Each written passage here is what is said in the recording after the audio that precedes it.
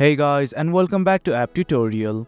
In this video, we're gonna look at how to enable viewing restrictions on your Amazon Prime account. Now let's begin. Alright, here as you can see, I have already logged into my account. In case you have not, do log in right now.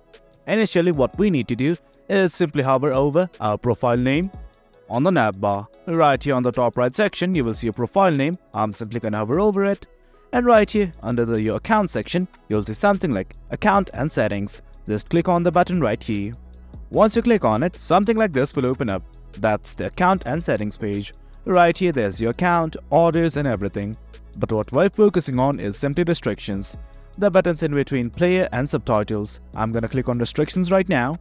And as you can see, here's something called as viewing restrictions. Well, here's 18 plus, 16 plus, 13 plus and everything. Select the viewing restriction of your choice. I'm simply gonna select this one. And as you can see, the viewing restrictions have been updated. I'm again gonna scroll down.